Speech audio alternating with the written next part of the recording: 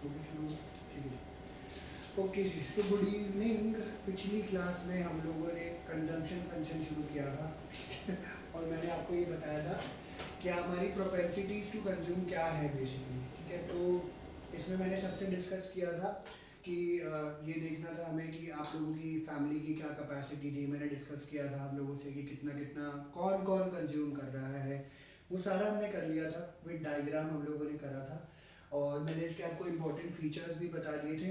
Video uploaded है already इसकी, तो वो आप देख लेना। अदिति तुमने मिस करी हुई थी और बाकी लोगों ने, जिन लोगों ने मिस करी हुई थी, वो वीडियो प्लीज़ देख लेना, ठीक है। नेक्स्ट टाइम से हम लोग सेंटर ही मिलेंगे, तो try to come to centre only. कोई नहीं, हम थोड़ा और दूर दूर बैठ जाएंगे क्योंकि इकोनॉमिक्स ऐसे समझ नहीं आएगी। अगली बार तो था, अरे हाँ यार शिट, अगली बार थर्सडे है, सॉरी यार, इसको कर ही लीजिए। या तो संडे को क्लास रखते हैं या तो मैं एक्सटेंड करके किसी दिन, चलो देखते हैं।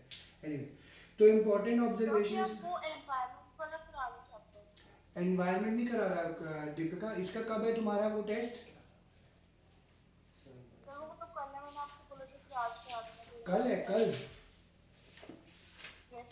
अच्छा, तो फिर हम लोग एक काम करते हैं, मैं रात को करा देता हूँ तुम्हें वो, ठीक है। छोटा ही है, ज़्यादा बड़ा नहीं है वो, ठीक है। अच्छा, ठीक है ठीक है ठीक। मुझे दीपिका ने बोला था, मुझे ये नहीं पता था कि कब है, क्योंकि अभी तो ये कॉन्टिन्यूशन में चल रहा था, तो मैं खैर नहीं भी कराता अभी तो। बट अभी फ़िलहाल हम यही करते हैं, एनवायरनमेंट हम लोग बाद में करते हैं दीपिका, ठीक है। मैं तुम्हें आज रात को करा दूंगा जो भी होएगा, ठीक है। चलो ये ठीक है जी। इसकी इंपॉर्टेंट ऑब्जर्वेशन थी, मैंने आपको बता दिया था कि स्टार्टिंग पॉइंट ऑफ कंजम्पशन का हमेशा ऊपर से शुरू होता है, बिकॉज जीरो लेवल पे आपको कुछ ना कुछ कंज्यूम करना ही पड़ता है। प्लस इन्होंने बोला कि स्लोप ऑफ कंजम्पशन कर्व है पॉजिटिवली स्लोप है। इसमें इन्होंने यही बताया था कि पॉजिटिवली स्लोप इसलिए है कि आप जो है, जैसे जैसे आपकी इनकम बढ़ रही होती है वैसे वैसे आपकी कंजम्पशन बढ़ रही होती है। फर्दर इन्होंने बोला था income is less than consumption है, तो ब्रेक इवन से पहले देखोगे, अगर डायग्राम आप नोटिस कर रहे हो तो ब्रेक इवन से पहले आप देख रहे हो income is less than consumption है, तो यहाँ पे आपकी डिस सेविंग हो रही होती है, यानी अपने घर से पैसा निकाल के आप जेब में भर रहे होते हो या खर्चा कर रहे होते हो एक्चुअली में। फिर ब्रेक इवन आ जाता है जहाँ पे इनकम और कंजम्पशन आपकी बराबर बराबर हो जाती है, और फिर ब्रेक इवन के बाद इनकम आपकी कंजम्पशन से ज़्यादा होती है और बाकी जो पैसा होता है आप उसको सेव कर रहे होते हो, ठीक है जी। ये इन्होंने बताया।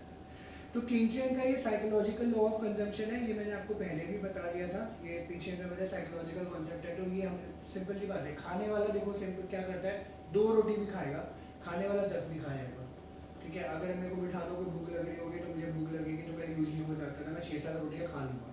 पर जिसको पता है कि मेरे को 2 ही रोटी खानी है, सुबह भी 2 दोपहर में भी 2, तो 2 से काम चला गया। तो साइकोलॉजिकल है। तो कहते हैं मिनिमम कंजम्पशन होती ही होती है, अंडरलाइन कर लीजिएगा इसको।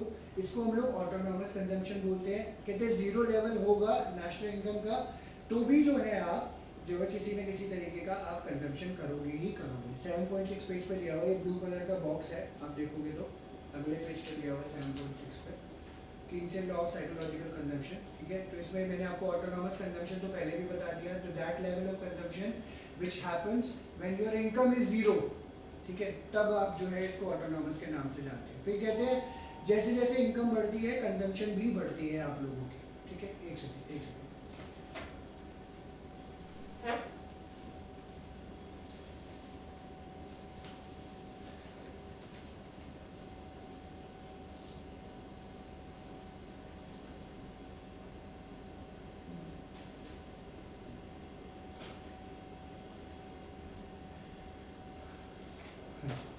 तो कहते हैं जैसे जैसे आपकी इनकम बढ़ जाती है कंजम्पशन भी आपकी बढ़ रही होती है। दूसरी चीज़ वो तो जनरली होता ही होता है।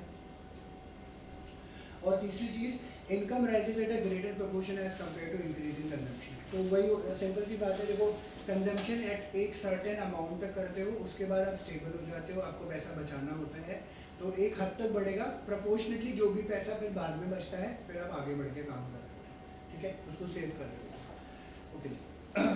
अब सिंपल सी एक बात इन्होंने ये भी बोली है कि आपको कंजम्पशन फंक्शन और कंजम्पशन को आपको कंफ्यूज नहीं करना है। Confuse in the sense consumption is a different thing, consumption function is a different thing, ठीक है। कैसे कंजम्पशन आप एक्चुअली करते हो, तो मैं बोलूँगा कितनी रोटी खा सकते हो या खाते हो, 2 खा लीजिए, 4 खा लीजिए, 5 खा लीजिए, 1 प्लेट चावल खा लेंगे, 1 प्लेट चिकन हालत है, चिकन करी है ना, इस तरीके से जो भी हो सॉर्ट ऑफ थिंग। बट जो कंजम्पशन फंक्शन होता है वो क्या एक्सप्लेन करता है आपको कि consumption is a function of income. तो आपकी क्या एवरेज प्रोपेंसिटी, जैसे हमने यहाँ पे अभी पढ़ा कि आप कितना कंज्यूम कर पाते हो मंथली, हाफ ईयरली, ईयरली, वो आपका पैटर्न बताता है, ठीक है, एक तरीके। तो ये इन्होंने यहाँ पे बताया। तो कहते हैं कंजम्पशन अमाउंट ऑफ इनकम है जो कि आप गुड्स एंड सर्विसेज पे खर्च करते हो। On the other consumption function जो है स्केड्यूल शो करता है कि कंजम्पशन एक्सपेंडिचर अलग अलग लेवल ऑफ इनकम पर, ठीक है। ऑब्वियसली वो पैटर्न्स भी हमें बता रहा होता है। ओके, अब ये दो टॉपिक्स अभी क्या होता है, अब देखो जो हमने अभी पढ़ा, अब इसमें इन्होंने बोला है, जैसे हमने कंजम्पशन अभी पढ़ा है जस्ट, ठीक है। तो इसमें दो चीजें आपके सामने आती है, एक तो है एवरेज प्रोपेंसिटी टू कंज्यूम, जिसको एपीसी के नाम से जाना जाता है, दूसरा है MPC, marginal propensity to consume. दो तरीके से हमारा होता है, ये सबके साथ होता है, पर प्रैक्टिकली हम इसको कभी ना निकाल के देखते ही नहीं। बट अगर जैसे फैमिली में कभी बात करोगे, बिजनेस में कभी बात करोगे, तो ये आपको सामने दिखेगा, सिंपल सी बात। एवरेज प्रोपेंसिटी टू कंज्यूम क्या है? अब जैसे हमने पीछे डिस्कस किया था, इनकम का कुछ हिस्सा आप कंज्यूम करते हो, कुछ हिस्सा आप सेव करते हो, कुछ हिस्सा आप इन्वेस्ट करते हो, तीन चीज़ें होनी थी। हम अभी क्या पढ़ रहे हैं? कंजम्पशन पढ़ रहे हैं अभी फिलहाल, ठीक है। तो अब सर्टेनली अगर हम लोग देख के चलते हैं, अगर आपकी 1,00,000 रुपए पर मंथ एक सैलरी है फॉर एग्जाम्पल, ठीक है, और हर महीने तुम इसमें से 70,000 रुपये खर्च कर देते हो, 70,000 रुपये खर्च कर देते हो, तो ये क्या है? ये आपकी इनकम है, ये क्या है? कंजम्पशन है। तो एपीसी निकालने का तरीका क्या होता है? C/Y, सिंपल सी बात। कंजम्पशन कितनी हुई? 70,000, और इनकम कितनी हुई? 1,00,000, 70%, या फिर इसको 0.70 लिखना, ये याद रखना आपको, डेसिमल में ही लिखना। एवरेज कंजम्पशन क्या हो गया? एवरेज का मतलब जैसे क्रिकेट में एवरेज निकालते हैं ना, इसने बंदे ने कितने रन मारे, आपने गाड़ी में पेट्रोल डाला तो कितनी गाड़ी चली, स्कूटी कितनी चली, 50 रुपये तो पेट्रोल भरवाया सी, मुड़तल तो चलेगा ऐसी, पर जा नहीं सकता, पुराने टाइम की बात है, ठीक है। तो ये है, तो एवरेज हो जाता है, अगर आप 1,00,000 रुपये पर मंथ कमा रहे हो, 12 लाख रुपये साल का हो गया, और साल में 8,40,000 रुपये खर्च करोगे, 70 × 12 8,40,000 होता है, ठीक है। तो 70% आपका क्या हो गया? एपीसी, ठीक है जी। ये जो यहाँ पे इन्होंने बात। दूसरी चीज क्या हो जाती है? हमें परसेंटेज में लिखना, हमें डेसिमल में वैसे नहीं, डेसिमल में 0.7 डायरेक्टली पता चल जाता है, और आता भी सॉलिड आंसर, मतलब डेसिमल ज़्यादा नहीं आते, 0.25 23 26 ऐसे करके नहीं आएगा, ऐसे ही आएगा आंसर, ठीक है। दूसरी बात यहाँ पे क्या बोला है? Marginal propensity to consume. अब देखो मार्जिन का कैसे पता चलता है? मैंने अभी क्या बताया, आपकी इनकम 1,00,000 रुपये है, खर्चा 70,000 कर रहे हो, एवरेज प्रोपेंसिटी की कंज्यूम कितनी होगी? 70,000 रुपये, 70% महीना आप खर्च कर रहे होते हो, तो 70% आ गया हर महीने। एमपीसी क्या कहता है? ये होता है मार्जिनल। 11th में आप लोगों ने मार्जिनल यूटिलिटी, मार्जिनल कॉस्ट के बारे में पढ़ा होगा, एमसी, एमयू, याद होगा किसी को। अब ये क्या कहते हैं? जितना एडिशनल, क्योंकि हम इनकम के पॉइंट ऑफ से पढ़ रहे हैं, कितना एडिशनली आप इनकम अर्न करते हो और कितना उस एडिशन का आप कंज्यूम कर रहे होते हो, ठीक है। टेकिंग एन एजम्पशन, इसको हम बाद में एक्सप्लेन करेंगे। 1,00,000 रुपये पर मंथ तुम्हारा था, इसमें तुम्हें 10,000 रुपये एडिशनल इनकम हर महीने होती है, ये एडिशनल इनकम है। एडिशनल इनकम को हम डेल्टा वाई से रिप्रेजेंट करेंगे, ठीक है। सुनते रहना, शायद बोर्ड पे लिख भी ना रहा हो। एडिशनल इनकम हो तो डेल्टा वाई से रेफर किया जाएगा, एडिशनल कंजम्पशन हो तो डेल्टा सी। डेल्टा मतलब होता है चेंज, ठीक है, ये आपने 11th में पढ़ा होगा। डेल्टा मतलब होता है चेंज। 10,000 रुपये चेंज इन इनकम है, इसका आपको कंजम्पशन करना पड़ेगा। पैसा आएगा हाथ में जो खर्च करने से कोई कतराता नहीं है, तो आपने क्या किया? 10,000 रुपये एक्स्ट्रा जो भी कमाओगे, ठीक है, उसमें आप मान के चलेंगे हम लोग 3,000, 70%, हाँ, 6,000 रुपये महीना आप खर्च कर रहे हो, डेल्टा सी, ठीक है। तो एमपीसी का फॉर्मूला देखो क्या होता है? Delta C upon delta Y, ठीक है, delta C upon delta Y. Delta C कितना है? 6,000, और डेल्टा वाई कितना था? 10,000। तो चेंज का आप कितना खर्च कर रहे हो? 60%, 0.60 और 60%, ये चीज बोला जाता है। तो एडिशनल इनकम का जितना भी एडिशनल आप कंज्यूम करोगे वो एमपीसी होगा। एम जहाँ पे भी लगाओ, अभी आगे एमपीएस भी आएगा, सेविंग वाला भी आएगा। एडिशनल इनकम का कितना सेव करोगे आप, तो वो एम से रिप्रेजेंट होगा। फॉर्मूला ये है, मैंने पहले ही बता दिया, C/Y यहाँ पे है, और अगर चेंज निकालना है तो डेल्टा डेल्टा लगा दो, बस डेल्टा डेल्टा लगा दिया, तो डेल्टा C/Y सीधा सीधा यहाँ पे आएगा। 70% यहाँ पे एवरेज हो गया, 60% आपका एडिशनल इनकम का हो गया, ठीक है, अब बाकी पैसा कहाँ गया, 70% कंज्यूम कर लिया, बाकी 30% कहाँ गया, वो एपीएस हो जाएगा। हाँ हाँ, इसमें सेव हो जाएगा तो एमपीएस हो गया, खत्म, 4 टॉपिक हो गए, 4 टॉपिक हो गए, ठीक है जी, ये था। तो प्लीज ध्यान से देना, दोबारा बता रहा हूँ, ठीक है। कंजम्पशन, कंज्यूम करते हैं, इनकम का हिस्सा सेव करते हैं, इन्वेस्ट करते हैं, इन्वेस्टमेंट तो ऑटोनॉमस है तो लेना ही नहीं है कुछ, इसको साइड में टाटा बाय बाय कर देंगे। अब मैंने आपको एज्यूम करवाया था आपकी 1 लाख रुपये महीना इनकम है, 70,000 रुपये महीना खर्च कर रहे होते हो, 12 लाख, इसको मल्टीप्लाई कर दोगे इंटू 12 तो 8,40,000, वैसे डिवाइड कर लो या ऐसे डिवाइड कर लो, 70,000 पर 1 लाख हो गया, 70% या 0.70 आपको लिखना ऐसे ही है डेसिमल में, ठीक है, क्वेश्चन ऐसे ही आया।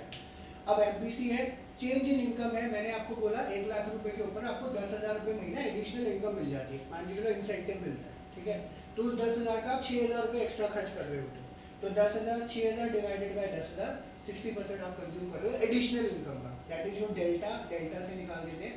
एम मार्जिनल जो है ये एडिशनली इनकम शो करता है, एडिशनली शो करता है एक्चुअली में देखा जाए तो, ठीक है, ये चीज़ बताए। बचा हुआ पैसा कहाँ गया, बुक में ही है, कहीं बाहर नहीं गया, ठीक है, वो इन्होंने बोला एबीसी का, इन्होंने बोला है जो बैलेंस बच गया यहाँ पे अगर आप देखोगे तो 0.30 आपका एपीएस है और यहाँ पे एमपीएस जो है वो 0.4 है, ठीक है। कहने का मतलब क्योंकि अब इसमें देखो एजम्पशन भी है, एडिशनल इनकम पूरी खर्च नहीं करी है, उसमें क्वेश्चन में ऑलरेडी लिखा हुआ था टॉपिक में एडिशनल इनकम का कुछ हिस्सा खर्च करते हो, तो जब आप 70% खर्चा कर रहे हो तो इधर थोड़ा सा कमी दिखाओगे, इधर से मैंने तभी 60% लिखाया होगा, ठीक है, बाकी पैसा कहाँ गया, सेव हो गया, तो इधर आप देखो 30 कर रहे हो, इधर 40% सेव कर लो, 0.40 इस तरीके, ठीक है, तो बैलेंस इसका इस तरीके से आ गया, आई बात समझ, ठीक है, इधर सबको समझ आई, प्रियांशी, अदिति, वंशिका, दीपिका,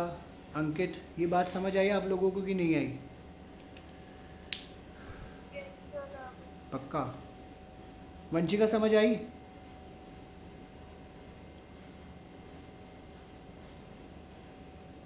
यार जल्दी जल्दी बोला करो, फ़ोन ना हाथ में लेके बैठा करो, जल्दी जल्दी बोला करो, ठीक है, हाँ, क्योंकि टॉपिक इंपॉर्टेंट है, टाइम वेस्ट भी हो जाता है फिर। अदिति तुम्हें समझ आया, अंकित तुम्हें समझ आया,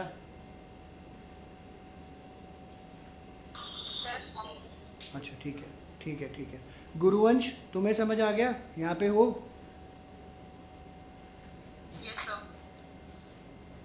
ओके ठीक है, हाँ जी हाँ जी हाँ जी हाँ जी गुरुवंश, ठीक है ठीक है ठीक है, ओके। दीपिका शायद तुम्हें भी आ गया हो, समझ आ गया दीपिका, ठीक है, चलो आगे बढ़ रहे हैं हम लोग, गर्मी लग रही है, ठीक है, मेरे पसीने बहा रहे हैं, ओके जी, तो ये चीज़ है। अब इसका मैं पहले थ्योरी पार्ट पढ़ देता हूँ ताकि आपको लगे जो मैंने आपको वार्तालाप अभी हमने करी है वो आपको समझ आए, क्लियर से समझ आ गया, तो देखो तो नहीं, ठीक है, नोट करना तो कर रहे हो बुक में क्योंकि अलग अलग है सारा, हर पार्ट रेफरेंस के लिए नोट करना हो तो कर लेंगे, ठीक है, हाँ कोई दिक्कत नहीं, ठीक है। अब क्योंकि हम कंजम्पशन पढ़ रहे हैं तो types of propensity to consume में हमें 2 चीज़ें देखनी है, हम लोग एवरेज कंजम्पशन कर रहे होते हैं, हम लोग मार्जिनल कंजम्पशन कर रहे होते हैं, एपीसी या फिर एमपीसी कर रहे होते हैं। सबसे पहले हम लोग एपीसी पढ़ेंगे, एपीसी का मतलब होता है ratio of consumption expenditure to the corresponding level of income, जो कि मैंने आपको ऑलरेडी एक्सप्लेन कर दिया। एपीसी का फॉर्मूला क्या है, C/बाय, कंजम्पशन अपॉन इनकम, तो जो जिसमें जो आपकी इनकम होगी वो सब चीज़ें इनकम से रिलेटेड हो, इनकम हमेशा नीचे ही रहेगी, याद रखना, पूरे चैप्टर में वहीं पे ही है इनकम। अब इसका एक देखो, आप अपनी बुक में देखना, एक डायग्राम बना हुआ है और आपको एक शेड्यूल बना हुआ है, इसके ऊपर प्लीज ध्यान देना, ठीक है, बुक में निकाल दो, बुक में ये वाला मेरे में 7.7 है, वही देख के समझ आएगा,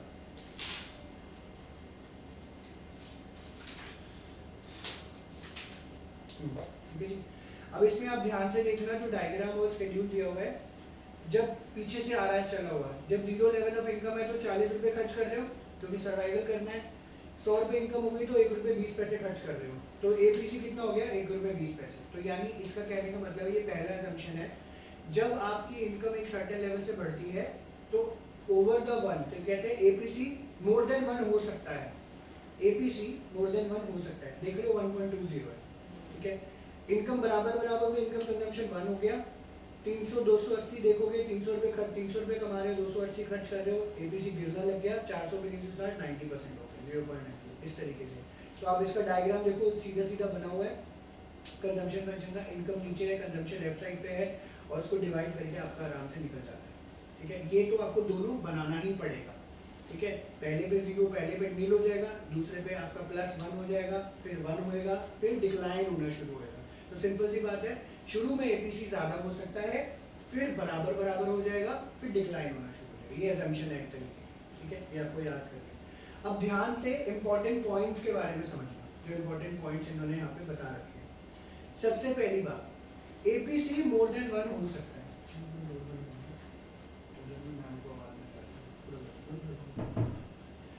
एपीसी मोर देन 1 हो सकता है। ठीक है, इसको मैं मिटा रहा हूँ, फिर मैं आपको बोर्ड पे भी समझा दूंगा।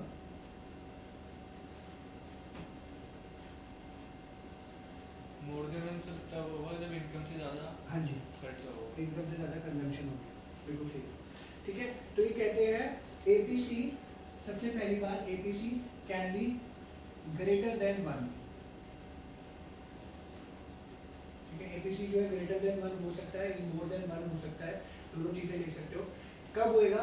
जब आपका कंजम्पशन इनकम से ज़्यादा होएगा। ठीक है, कंजम्पशन इनकम से ज़्यादा होएगा। ठीक है, तो वो इन्होंने यहाँ पे मेंशन किया हुआ है, देख रहे हो, 100 रुपये कमा रहे हो, 1 रुपये 20 पैसे, 120 रुपये आप खर्च कर रहे हो, तो 1.20 हो गया। तो ये इन्होंने यहाँ मेंशन किया हुआ है, as long as consumption is more than the national income before the break even point, वहाँ पे एपीसी ग्रेटर देन 1 हो सकता है। पहली चीज़ 1 मार्कर है, ट्रिकी है, पूछ लेते हैं आपसे। ठीक है, तो ये याद रखना कब होगा, सिंपल सी बात है। तो प्रैक्टिकल नॉलेज के पॉइंट ऑफ व्यू से आप रखना, बिजनेस मैन समझना, खर्चा कब होएगा आपका ज़्यादा, जब कंजम्पशन ज़्यादा होगा, सिंपल। दूसरी बात, एपीसी 1 कब होएगा? ब्रेक इवन पॉइंट पे। तो यहाँ पे एपीसी इक्वल टू 1 भी हो जाएगा, कहाँ पे होएगा? ब्रेक इवन पॉइंट पे। इस पे क्या होता है, इनकम और कंजम्पशन बराबर बराबर होती है। ब्रेक इवन पॉइंट क्या होता है, रेफर कर देता हूँ, बाकी बच्चों ने सुना नहीं था, जहाँ पे इनकम और कंजम्पशन बराबर बराबर होती है। 200 कमा रहे हो, 200 ही खर्च कर रहे हो। ठीक है, जो भी अमाउंट हो सकता है। फिर उन्होंने बोला है एपीसी जो है लेस देन 1 हो सकता है।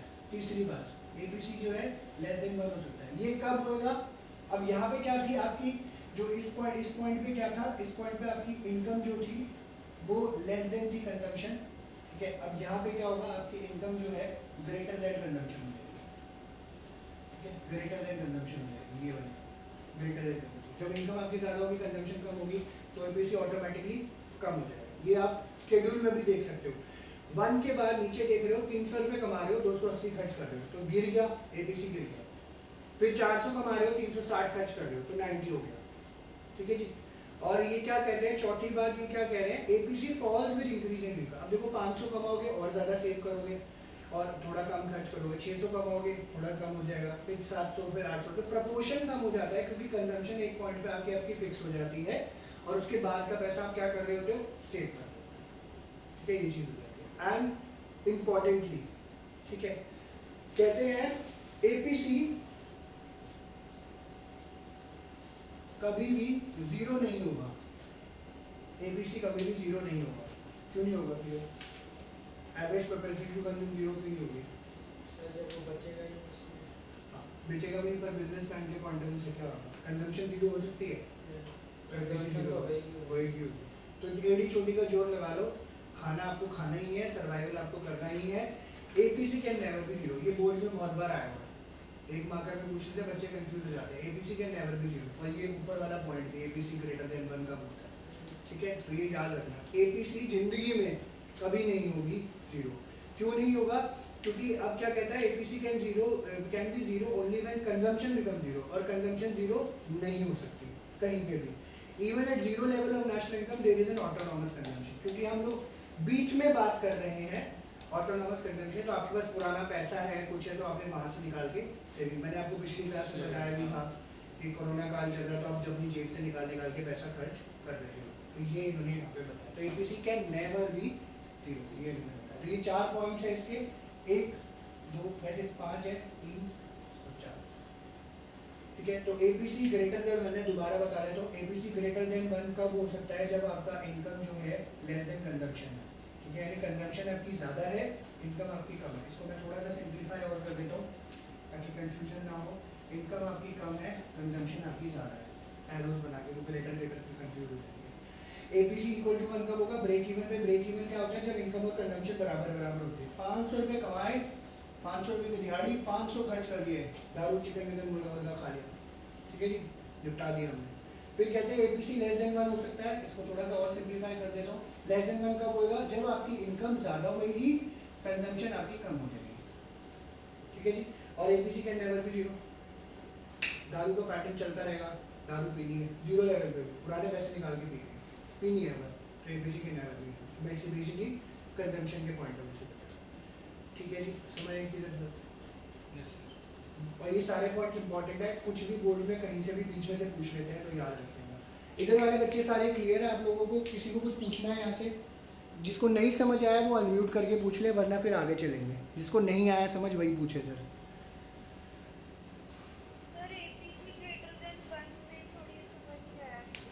एपीसी ग्रेटर देन 1 में थोड़ी क्या समझ नहीं आया तुम्हें? थोड़ी यही समझ नहीं आया कि वो क्या एक्सप्लेनेशन है भाई।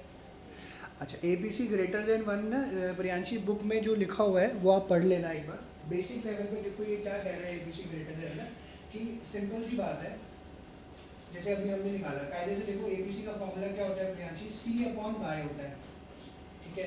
ग्रेटर देन 1 ये क्यों कह रहे हैं? अगर शेड्यूल देखोगे तो आप कमा रहे हो 100 रुपये, आपका खर्चा जो है हो रहा है 150 रुपये, ठीक है। इनकम 100 रुपये है, कंजम्पशन 150 रुपये। मैंने आपको पिछली क्लास में कोरोना काल वाला एग्जाम्पल दिया।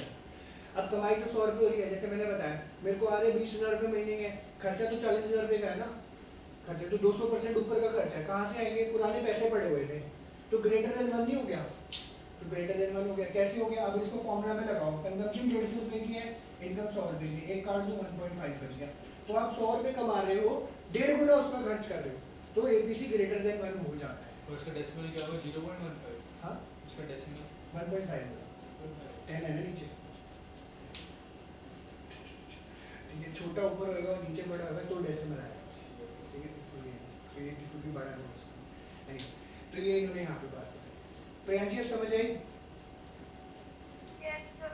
ओके जी, ठीक है। तो ये आपका एपीसी था। अब हम लोग जो है एमपीसी पे आएंगे, ठीक है जी। इसको मैं मिटा रहा हूँ, किसी को स्टिल कोई डाउट है तो पूछ सकता है, वरना 30 सेकंड्स के अंदर मिटा दूंगा मैं।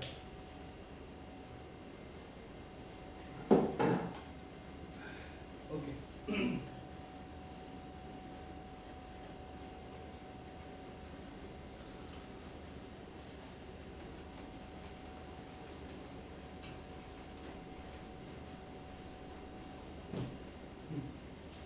अब जो नेक्स्ट कॉन्सेप्ट है वो है आपका, क्योंकि अभी हम कंजम्पशन ही कर रहे हैं, ठीक है, वो है आपका एमपीसी।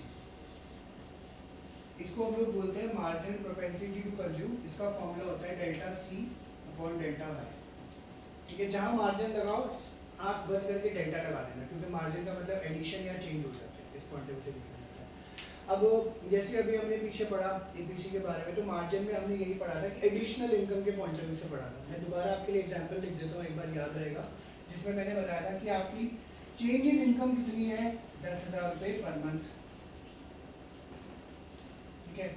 और चेंज इन कंजम्पशन कितना है? 6,000 रुपये पर मंथ, ठीक है। इसको फॉर्मूला में अप्लाई करोगे तो 6,000 रुपये आपका चेंज है कंजम्पशन में, और 10,000 रुपये आपका चेंज है इनकम में। तो ये कितना हो गया? 0.60 या फिर 60%,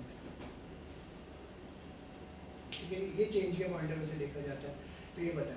तो मार्जिनल प्रोपेंसिटी टू कंज्यूम क्या कहता है? अब इसकी डेफिनेशन पढ़ लेते हैं। पहले तो मैंने आपको एक्सप्लेन कर ही दिया। It refers to the ratio of change in consumption expenditure to change in total income, change in consumption expenditure to change in total income, ठीक है। ये चीज़ बताया। एंड इसका formula delta C upon delta Y book में आपके लिखा हुआ है, मैंने सॉल्वर पहले ही बता दिया आपको, ठीक है। इसका आप टेबल पे आ जाओ, नेक्स्ट पेज पे और टेबल पे इसका टेबल दिया हुआ है।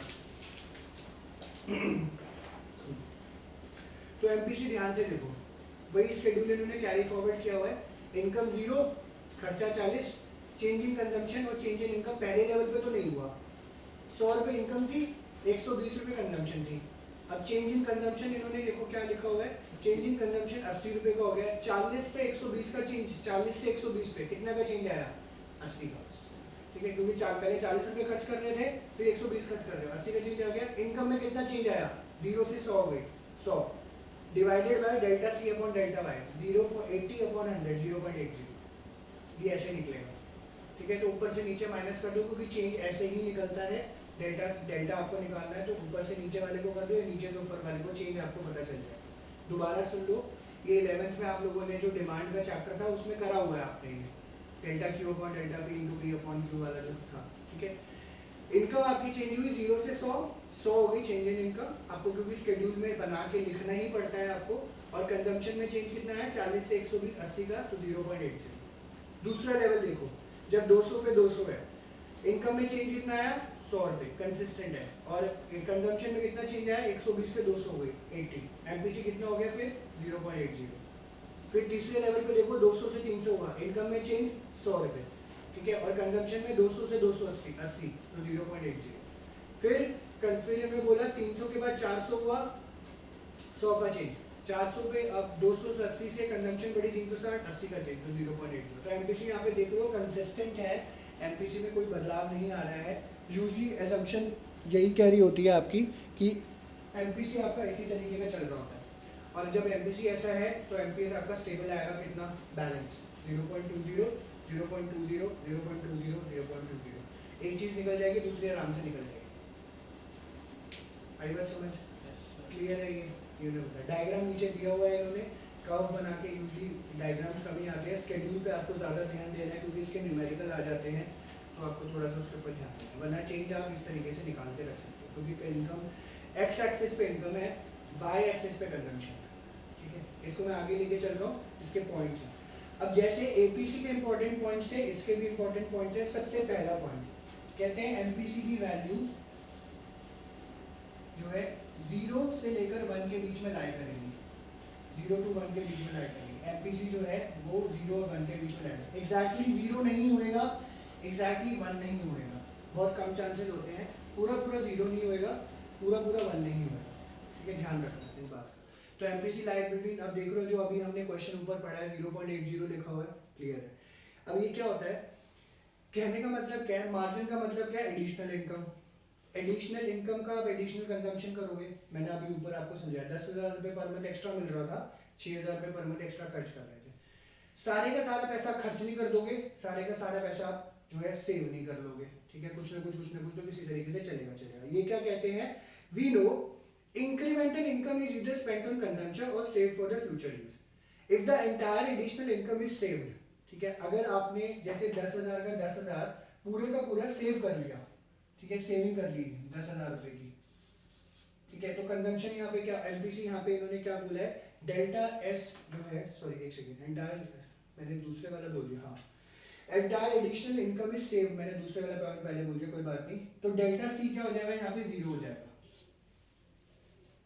खुद सोचो, अगर इसको सेव कर दिया, तो अगर मैं इसको, मैंने 10,000 मैंने सेव कर लिए, तो मेरे को अगर फॉर्मूला में डालना हो, ठीक है, जब सेविंग हो गई तो डेल्टा सी तो कुछ आया नहीं, तो डेल्टा सी क्या हो जाएगा हमारा, 0, ठीक है। और कंजम्पशन में सेविंग, मेरी जो इनकम थी वो 10,000 रुपये थी, तो ये हो जाएगा 0/10,000, तो इसका तो कुछ नहीं हो सकता, ठीक है। डेल्टा एस में वहाँ पे चेंज आ जाएगा। अगर ये कहते हैं entire additional income is consumed, पूरे का पूरा कंज्यूम कर लिया, ठीक है, पूरे का पूरा अगर मैं कंज्यूम कर लेता हूँ, देखो क्या बनेगी इक्वेशन, 10,000 रुपये कंजम्पशन हो गई और 10,000 रुपये ही मेरी इनकम थी, तो एमपीसी कितना आ गया 1, तो इस केस में डेल्टा एस क्या हो जाएगा, 0।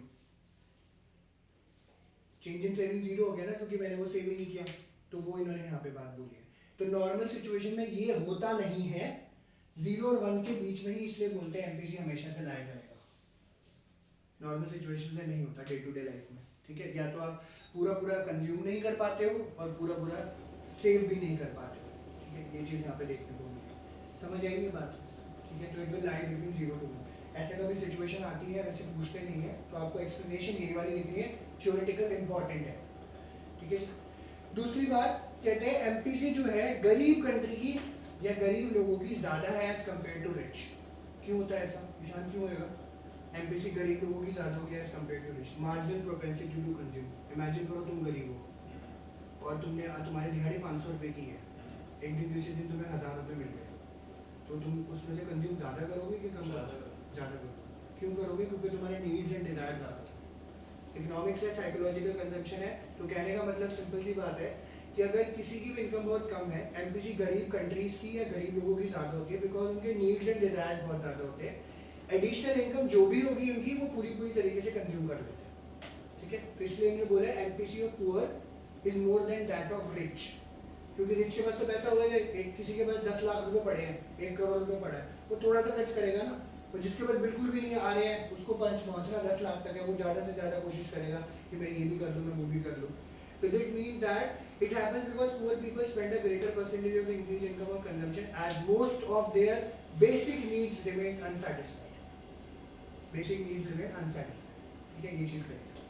On the other hand, rich people spend a smaller proportion as they already enjoy a high standard of living. Similarly, MPC of developing countries, ये underline कर लेना, developing countries कौन सी है? India, Bangladesh is more than MPC of developed countries like America और England. अगर countries का comparison आ जाता है आपको, तो इंडिया और बांग्लादेश की कंट्रीज या पाकिस्तान वगैरह है, ठीक है, इन लोगों की एमपीसी बहुत ज़्यादा आती है एज कम्पेयर टू अमेरिका और इंडिया, ठीक है, ये चीज़ बताइए। बट ये क्या कहते हैं, एमपीसी ज़्यादा है मतलब वो देश गरीब है। एमपीसी, हाँ, खर्चा ज़्यादा कर रहे हो ना एडिशनल इनकम का। एमपीसी में ना ऐसे मत याद करो कि एमपीसी एडिशनल, आपकी जो एडिशनल इनकम होगी एडिशनल खर्चा ज़्यादा करोगे। सबके साथ ही होता है, लेमैन टर्म्स है, साइकोलॉजिकल पॉइंट है ना। आज मेरे को पता है, मेरे को 2-2.5-3 लाख रुपये महीना अगर आता है, ठीक है, मेरे को अगर 1 लाख रुपये एक्स्ट्रा आने लग जाएगा तो मैं खर्चा ज़्यादा नहीं करूँगा। मेरे यार मैंने ये नहीं लिया, मैं ले लेता हूँ, मैं स्मार्ट टीवी ले लूँगा, मैं बड़ी गाड़ी ले लूँगा, मैं और कुछ कर लूँगा, अच्छा फ़ोन ले लूँगा, ठीक है, मैं सोफ़ा ले लूँगा, लगाने में लेना है अभी, ठीक है। तो ये चीज़ें देखनी पड़ती है, ठीक है, ये मैंने बताया। फिर MPC falls with successive increase in income. जैसे जैसे इनकम आपकी बढ़ती रहेगी, एमपीसी गिरता रहेगा। होता भी यही है, क्योंकि अब जैसे एडिशनल होगा तो मान के चलो 10 महीने आप अपनी ज़रूरतों को पूरा करने में लगा दें, 11वें महीने से कोई एडिशनल इनकम जो भी होगा उसको थोड़ा सा हिस्सा खर्च होगा, बाकी सेव होता रहेगा, थोड़ा सा हिस्सा खर्च फिर से। तो ये इन्होंने बोला है, it happens because an economy becomes richer, it has a tendency to consume smaller percentage of each increment to its income. क्योंकि वही एक सिंपल सी बात है कि कहते हैं ना, लग्जरी तो जितना मर्जी बढ़ा लो, बेसिक कंजम्पशन तो उतनी ही रहती है, तो बाकी हिस्सा क्या करते हो? सेव या फिर इन्वेस्ट करते हो, ठीक है, ये इन्होंने बताया। आई बात समझ? आप लोगों को समझ आ गई? किसी को नहीं समझ आई है तो अनम्यूट करके पूछ ले, जिसको नहीं समझ आई है।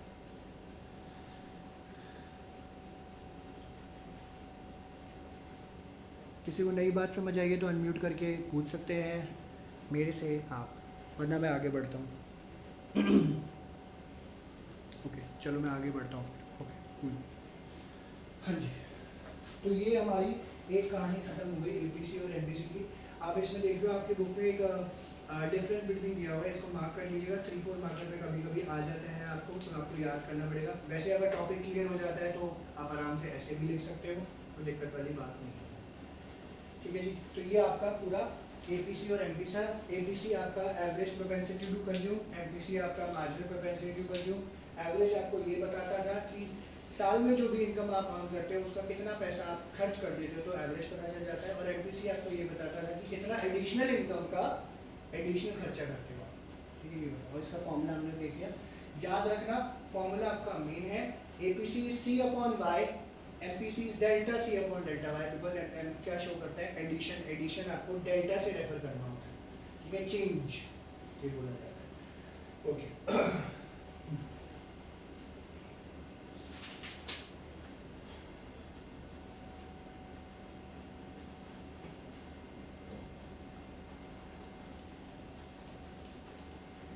तो सिंपल सी बात है, इसमें ज़्यादा टाइम आपको अब नहीं लगेगा, ठीक है। तो इनकम का एक हिस्सा कंजम्पशन हमने कर लिया, दूसरा हिस्सा बचा है सेविंग, ठीक है। अब जो है वो हमारा सेविंग है या प्रोपेंसिटीज टू सेव, ठीक है। तो इनकम का कितना हिस्सा आप सेव कर रहे होते हैं, और इसमें भी वही 2 पार्ट है, एपीएस एमपीएस। एपीएस होता है आपका एस अपॉन वाई, एमपीएस हो जाएगा delta S upon delta Y, ठीक है जी। और आप देखिए जो अभी शेड्यूल हमने छोड़ा है, अभी शेड्यूल हमने पढ़ा है एपीसी और एमपीसी का, तो सिंपल सी बात है। तो अगर हम उसी को देख के अगर हम लोग चल रहे होते हैं, ठीक तो जो हिस्सा हमारा अगर बचने वाला है फॉर एग्जांपल, ठीक है, तो एपीसी नॉर्मली क्या होगा, एपीसी का जो भी बैलेंस बचेगा वो एपीएस में आ जाएगा। तो अगर आप देखोगे टेबल 7.4 देखो दोबारा, एवरेज प्रोपेंसिटी टू कंज्यूम का 300 रुपये पे 280 खर्च कर रहे हो, 0.933 है।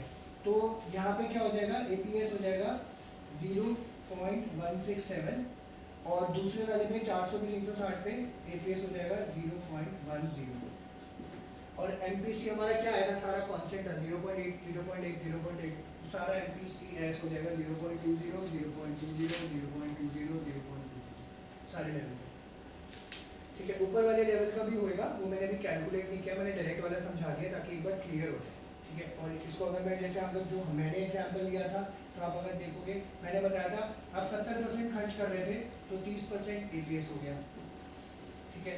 और वहाँ पे मैंने बताया था 60% आप एडिशनल इनकम का खर्च कर रहे थे, तो एडिशनल सेविंग करोगे तो 40% सेव होगा। तो कहने का मतलब 0.30 मेरे एग्जाम्पल का 0.30 क्या हुआ एपीएस, और मेरी एग्जाम्पल का 0.40 क्या हुआ एमपीएस, ठीक है जी। एग्जाम्पल पीछे मैंने दिया ही हुआ है, तो वहाँ से आप चेक कर लोगे, कोई दिक्कत नहीं, ठीक है। ये समझ लेंगे यहाँ तक बात, ठीक है, शाम समझ आ गई है। तो अब इसमें प्रोपेंसिटी टू सेव है, तो हमने अभी पीछे जो है कंजम्पशन फंक्शन पढ़ा था, सेविंग प्रोपेंसिटी टू सेव क्या कहता है कि saving is the function of income, पहली बात, ठीक है। Saving is the function of income, हाँ, सेविंग इज, वहाँ पे consumption is the function of income था ना, यहाँ पे saving is the function of income हो जाएगा, ठीक है। तो सेविंग फंक्शन है, तो अभी मैंने जैसे प्रोपेंसिटी टू सेव मैंने पहले एक्सप्लेन कर दिया, पर इससे पहले जैसे छोटे छोटे डायग्राम्स हैं वो मैं आपको पहले समझा देता हूँ, ठीक है। इसको मैं मिटा देता हूँ जरा,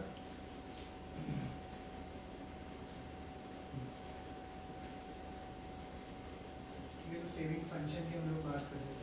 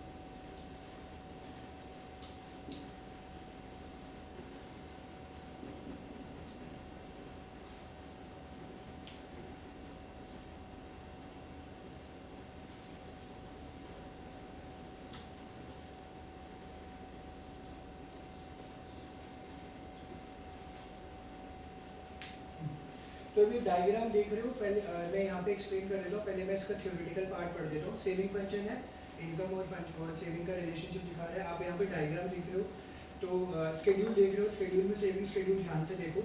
सेविंग आप देखो कैसे निकलती है, इसका एक फॉर्मूला भी इन्होंने लिखा हुआ है। सेविंग कैसे निकालोगे, इनकम माइनस कंजम्पशन, इन्वेस्टमेंट तो हमें लेनी नहीं है, तो दो में ही हमें घूमना है, तो इनकम माइनस कंजम्पशन का तो सेविंग आ जाएगी, सिंपल सी बात है ना। 100 रुपये कमा रहे हो, 80 रुपये खर्च कर रहे हो, 20 रुपये बच गए, मैथ्स है ना, 12 छोटी क्लासेस में करी थी। स्केड्यूल देखो ध्यान से, 0 रुपीज़ था, कंजम्पशन 40 था, सेविंग हो गया -40, मैंने आपको समझाया था। अभी जीरो इनकम है, मैंने पहले पैसे निकाल लिए, 40 रुपये मेरे पास पड़े थे, बैंक में से 40 रुपये कम हो गए, फिर 100 रुपये कमा रहा था, थोड़ी सी इनकम आना शुरू हुई, 120 खर्च कर दिए, क्यों, 20 रुपये पहले भी पड़े थे, वो भी निकाल लिए मैंने बैंक अकाउंट से, अब बराबर बराबर हो गया। 200 रुपये थे, 200 रुपये कमाए, 200 रुपये खर्च कर दिए, फिर 300 कमाए, 280 खर्च किए, क्योंकि खर्चा 280 का था, 20 रुपये क्या कर दिए, फिर दोबारा अकाउंट में डाल दिए, सेव कर दिए। 400 पे 360, 40 रुपये डाल दिए अकाउंट में, 500 440, 60 रुपये डाल दिए अकाउंट में, 600 520, 80 रुपये डाल दिए अकाउंट में, ठीक है। नॉर्मल लेमैन भी ऐसा ही करता है बंदा, वही इन्होंने भी यहाँ पे निकला हुआ बताया हुआ है। तो ये सेविंग फंक्शन है, सेविंग निकलती कैसी है, इनकम माइनस कंजम्पशन, ये इसका डायग्राम है, ठीक है, इन्होंने एक्सप्लेन किया। अब ये डायग्राम जरा ध्यान से देखना, तो यहाँ पे देखना, यहाँ पे आपका इनकम आ गया इस एक्स एक्सिस पे, इधर आपकी सेविंग आ गई, ये वाई एक्सिस है और ये एक्स एक्सिस है, इनकम यहीं पे ही रहती है यूजुअली। और आप अब ध्यान से देखना क्योंकि ये आगे यूज भी होता है। ये जो क्वेश्चन है आप देख रहे हो, ये नीचे से शुरू हुआ है, ठीक है, नेगेटिव इंटरसेप्ट से शुरू हुआ है, जो मैथ्स में यूज होता था। ये पॉइंट है आपका ब्रेक इवन, जहाँ पे मैंने लिखा है y = c, एंड जैसे ही बढ़ता है, इधर ये सेविंग शो कर दी है मैंने हाईलाइट करके, यहाँ पे इनकम ज़्यादा है, कंजम्पशन बराबर। अब देखो जो हमने कंजम्पशन फंक्शन का पढ़ा था वहाँ पे ऑटोनोमस कंजम्पशन दिखाया था, तो कायदे से जो आपको ऑटोनोमस कंजम्पशन होता है वो आपका -C से रिप्रेजेंट होता है, इसको हम लोग बोलते हैं डिससेविंग। एक ही बात है, जब आपको कंजम्पशन फंक्शन को न्यूमेरिकल करने को बोलते हैं ना, तो बोलते हैं डिससेविंग हुई है, डिससेविंग को आप सीधा माइनस लगा दोगे, बस वो माइनस ऑटोनोमस कंजम्पशन हो जाए। क्यों? क्योंकि 40 रुपये आपके पास ऑलरेडी पड़े थे ना, वो निकाल के आपने खर्च किया, तो उसको डिससेविंग बोलते हैं, बैंक में से पैसा निकाल दिया।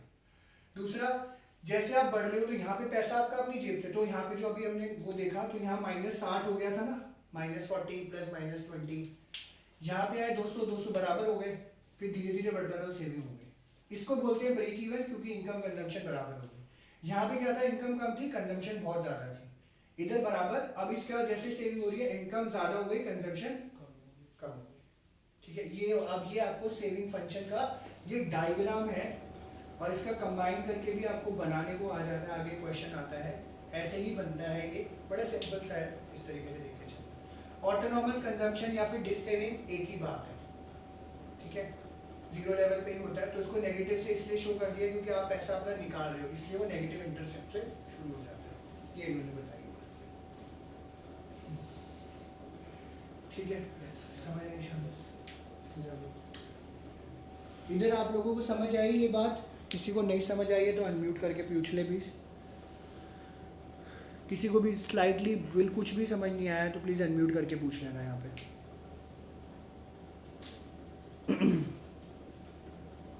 ओके, समझ आ गया। इंटेलिजेंट बच्चे हैं मेरे पास, वाह क्या बात है। धीरे समझ आ रहा है भाई, बाकी कोई गड़बड़ तो नहीं हो रही? क्लियर है? ठीक है, ठीक है। अभी आप देखो इसके जैसे इंपॉर्टेंट पॉइंट्स थे, तो इंपॉर्टेंट पॉइंट्स हमारे कंजम्पशन वाले भी थे, इसके भी है। तो आप देखो यहाँ पे इन्होंने बता रखा है starting point of saving curve कहाँ से, नेगेटिव इंटरसेप्ट से शुरू होना है। ये हम जो कर्व बना रखा है ये सेविंग कर्व है, नेगेटिव इंटरसेप्ट से शुरू हो रहा है। क्यों? क्योंकि जीरो लेवल पे हमें पैसा खर्च करना है, वो पैसा कहाँ से आया, हमारे बैंक में पड़ा था, सेव करके रखा था, तो खर्च कर रहे हैं। फिर उन्होंने बोला स्लोप ऑफ सेविंग कर्व क्या है, पॉजिटिवली स्लोप्ड है। पॉजिटिवली स्लोप मतलब अब इनकम बढ़ेगी धीरे धीरे धीरे धीरे धीरे, ब्रेक इवन आएगा, उसके बाद हम लोग सेव करना शुरू कर देते हैं। इससे पहले हमने ये भी बोला है कि डिससेविंग रेफर करता है या ऑटोनोमस कंजम्पशन। फिर ब्रेक इवन कब आया, इनकम और कंजम्पशन। अब एक चीज गांठ बांध लेना, इनकम और कंजम्पशन जहाँ पे बराबर होगी, जिस लेवल पे, वहाँ पे सेविंग जो है जीरो होगी। प्रैक्टिकल है ना, 10,000 रुपये कमा रहे थे, 10,000 खर्च कर दिया, सेव किया, बाबा जी को थोड़ा कुछ भी नहीं किया, तो सेविंग जीरो हो गई। क्लियर? ये चीज़ बताएं। फिर पॉजिटिव सेविंग कब होगी, पॉजिटिव सेविंग कब होगी, जब इनकम ज़्यादा और कंजम्पशन कम होगा। प्रैक्टिकल है, मतलब डेली लाइफ से रिलेटेड है। यहाँ से समझोगे तो नहीं समझेगा, अपने आप को इमेजिन करो, आराम से समझ आ जाएगा। ठीक है जी, ये इन्होंने बताया। एपीएस और वो मैंने आपको समझा ही दिया, ठीक है। एपीएस और एमपीएस मैंने आपको बता दिया, ठीक है, लिख के पहले ही बता दिया। इस पे आप सीधा जो है मैं आपको टॉपिक समझा देता हूँ, ठीक है, आप समझ लीजिएगा। कहते हैं एपीएस क्या है, ratio saving to the corresponding level of income. APS का फॉर्मूला क्या है, S/Y। नीचे इन्होंने डायग्राम और शेड्यूल बना दिए हैं, आप देख रहे हो शेड्यूल, देखो एपीएस का 0 पे -40, 100 पे -20, एपीएस -20 लिखा हुआ है, -0.20। तो जहाँ पे आपको नेगेटिव है तो आपको माइनस का साइन वहाँ पे लगाना पड़ेगा, क्योंकि सेविंग नेगेटिव में चली गई है, तो -0.20, 20 रुपये आपने निकाल लिए तो माइनस हो गया। फिर 200 पे 0 था सेविंग, तो 0 हो गई। 300 पे 20 हुई तो 0.067, 400 पे 40 हुई तो 0.10। इसको आपको डेसिमल में थोड़ा सा कैलकुलेट करना पड़ेगा, टाइम लग जाएगा थोड़ा सा, ठीक है, वरना डायरेक्टली भी हो जाता है, जैसे मैं तो कर ही लेता हूँ, थोड़ा सा आपको टाइम लगेगा। अब इसके इंपॉर्टेंट पॉइंट्स देखो, ये सब बोर्ड्स में जैसे क्या है, डिफरेंशिएट बिटवीन करके आ गया। APC can never, APC can more than 1, क्या एपीएस मोर देन 1 हो सकता है? बच्चे कंफ्यूज, अब बोलेंगे एपीएस मोर देन 1 होएगा क्या, एपीएस 0 होएगा क्या, ऐसे ऐसे हाँ, पूछेगा। वो तो नहीं हो सकता। अब एपीएस मोर देन 1 हो सकता है कैसे, इनकम से ज़्यादा सेव करोगे, 2 नंबर का काम करेगा। नहीं कर सकते, जितनी इनकम होगी उतने, चाहे 2 नंबर का भी काम करोगे उससे ज़्यादा तो सेव ही नहीं कर पाओगे, है ना। तो एपीएस कैन, क्या कहते हैं, APS can never B 1 and और मोर देन 1। मोर देन 1 तो होएगा नहीं, मैंने अभी एग्जांपल दे दिया, ठीक है। Can never B 1 in the sense S/Y, यानी जितना इनकम आप अर्न कर रहे हो उतना सेव करोगे, नहीं होता। आप एक्चुअली में सिंपल सी बात है, आज से सोच लो मैं कल से पैसा कमाऊंगा, पूरा पूरा सेव करूंगा, मतलब ही नहीं है।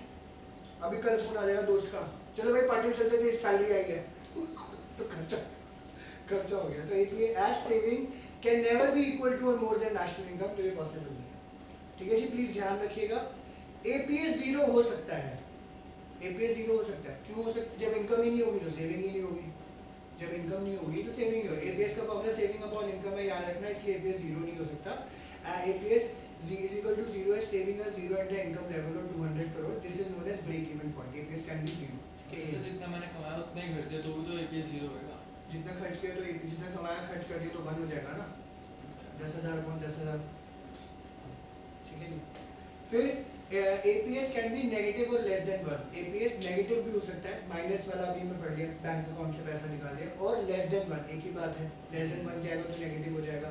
तो at income levels which are lower than the break even point, APS can be negative. There will be dis savings in the economy shown in the shaded area. shown मैंने यहाँ पे दिखाया, ये dis saving है, या फिर minus सी बार से इसको रिप्रेजेंट किया। ऑटोनॉमस कंजम्पशन सी बार से रिप्रेजेंट होता है, डिस सेविंग माइनस सी बार से। ठीक है, माइनस सी बार से, इस तरीके से। And APS rises with increase in income, तो राइज हो रहा है, देखो ब्रेक इवन के बाद राइज होना शुरू हो गया, ज़्यादा पैसा धीरे धीरे धीरे, तो आगे दोस्त पार्टी नहीं मांगेंगे आपसे, आपको बचाना ही पड़ेगा पैसा। तो जैसे जैसे इनकम बढ़ेगी आपका सेव होता जाएगा, नेचुरली हो जाएगा। ठीक है, ये इसके इंपॉर्टेंट पॉइंट्स है, मार्क कर लीजिएगा चारों को चारा। ये सब 1 1 2 2 मार्कर है, बोर्ड्स में आ जाता है, बच्चे कंफ्यूज हो जाते हैं, काफ़ी इंपॉर्टेंट है, तो प्लीज़ ध्यान रखिएगा। फिर कहते हैं एनपीएस के बारे में, मार्जिन था तो मैंने आपको बता दिया था, डेल्टा से रिप्रेजेंट होता है, चेंज से रिप्रेजेंट होता है। Change in saving upon change in income, delta S upon delta Y. आप डायग्राम देखोगे, ठीक है, सिंपली कैलकुलेशन है, 0 पे -40 है तो पहले तो नहीं होगा। अब देखो, इनकम 0 से 100 हो गई, सेविंग हो गई -40 से -20। ठीक है, तो आप यहाँ पे देखोगे चेंज इन सेविंग हो गया 20 का, -40 -20, तो -40 -20 इज +20, -40 +20 20 हो गया। तो 20 का सेविंग, चेंज इन इनकम, ये एपीएस आ गया 0.20। पीछे एमपीसी कितना था? 0.80, सारा 0.20 है, क्योंकि उधर 0.8 फिक्स था ना, यहाँ पे 0.20 फिक्स हो गया। 100 से 200 हुआ, -20 से 0 हो गया, 20 का चेंज आया 100 हो गया, 200 से 300 100 का चेंज, 0 से 20 फिर 20, 300 से 400 100 का चेंज, 20 से 40 20, ये सब सारा कॉन्टिन्यूस चलता रहेगा। यूजुअली क्वेश्चन जो भी आप न्यूमेरिकल करोगे तो आपको ये एमपीसी और एमपीएस कांस्टेंट मिलेंगे, यूजुअली कांस्टेंट है, वरना वही है, इन्होंने बताया जब एमपीसी 0 और 1 के बीच में लाई कर रहा होगा तो क्या एमपीएस 0 और 1 के बीच में लाई करेगा? एमपीसी जब 0 और 1 के बीच में लाई करेगा तो एमपीएस भी 0 और 1 के बीच में ही लाई करेगा। ठीक है, क्योंकि जब एमपीसी हिल रहा है 0.50 आ गया तो एमपीएस बचा हुआ 0.50 रह गया। ठीक है, इस तरीके से ये मैंने बताया। तो इसके भी इंपॉर्टेंट पॉइंट्स है, डायग्राम इन्होंने बता दिए है। कह रहे हैं MPC also varies between 0 and 1 if the entire additional income is save. सारी की सारा सेव कर लोगे, कंजम्पशन हो जाएगी 0, एमपीएस हो जाएगा 1, 10,000 अपॉन 10,000 1। अगर एंटायर एडिशनल इनकम आप कंज्यूम कर लेते हो तो सेविंग 0 हो जाएगी, एमपीएस 0 हो जाएगा। नॉर्मल सिचुएशन में क्या होता है, एमपीएस 0 और 1 के बीच में ही वेरी कर रहा होता है, और इसका यहाँ पे आपको डिफरेंस भी दिया हुआ है एपीएस और एमपीएस का। ठीक है जी, ये इन्होंने यहाँ पे बात की, समझ आएगी? आप लोगों को समझ आई? किसी को नहीं समझ आया तो अनम्यूट करके पूछ ले प्लीज। एमपीएस की कहानी समझ आ गई? एमपीएस की प्यार भरी कहानी, एक था कंजम्पशन, एक थी लड़की दीवानी। आई होप आप लोगों को ये क्लियर हो। अगर स्टिल डाउट है तो एक बार फटाफट, 5 मिनट है हमारे पास, एक बार फटाफट गो थ्रू कर लो। किसी को कुछ भी पूछना है तो पूछो, फिर हम सीधा 4 मिनट में, 4 मिनट बचे हैं, 4 मिनट में एंड कर रहे हैं क्लास। ठीक है, आपके पास 4 मिनट है, फटाफट गो थ्रू करो,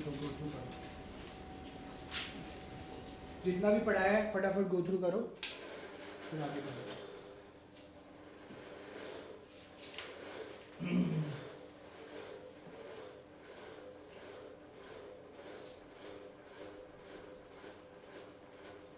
शुरू से पढ़िए।